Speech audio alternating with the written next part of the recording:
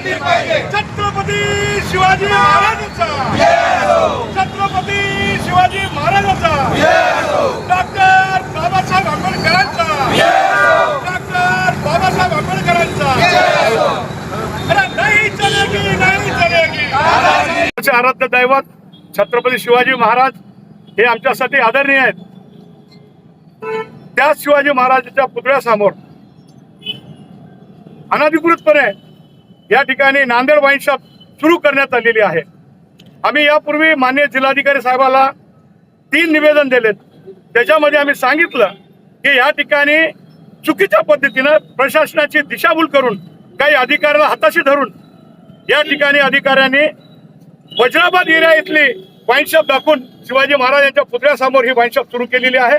त्याचा सर्वप्रथम काँग्रेस पक्षाच्या वतीने आम्ही या ठिकाणी निषेध करतो.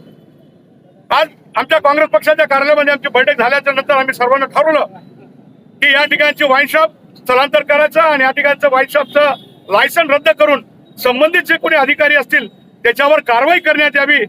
अशा पद्धतीचं ह्या आज आम्ही आंदोलन इथं सुरू केलेलं आहे.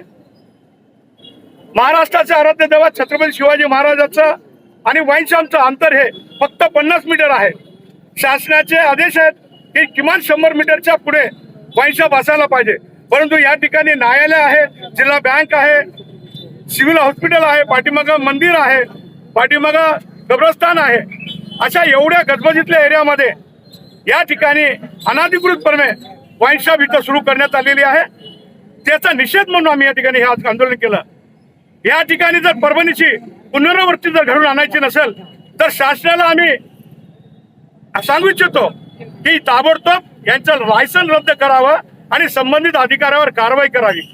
काल 15 ऑगस्टच्या दिवशी माननीय पालकमंत्री अतुलजी सावे साहेबांची आम्ही सर्वांनी भेट घेतली. सर्व माझ्यासोबत पूर्ण टीम होती.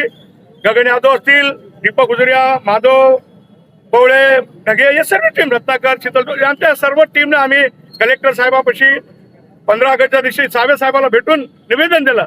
त्यांनी आम्हाला आश्वासन दिलं की मंत्रालयामध्ये तुम्ही अपील करा आणि त्या अपिलामध्ये आम्ही या दारूच्या दुकान लायसन रद्द करू. त्याच्यापूर्वी आम्ही डेट दिली होती की 11 तारखेला 15 ऑगस्टचं कारण दाखवून प्रशासनानं आम्हाला आंदोलन पुढे ढकलायला लावलं. त्याच्यामुळे हे आंदोलन आम्ही आज केलेलं आहे. येणाऱ्या काळामध्ये जर प्रशासनाने, शासनाने ही वाईन बार जर रद्द केलं नाही, तर लायसन रद्द नाही केलं तर आम्ही याच्यापेक्षा तीव्र आंदोलन या ठिकाणी केल्याशिवाय आम्ही राहणार नाही.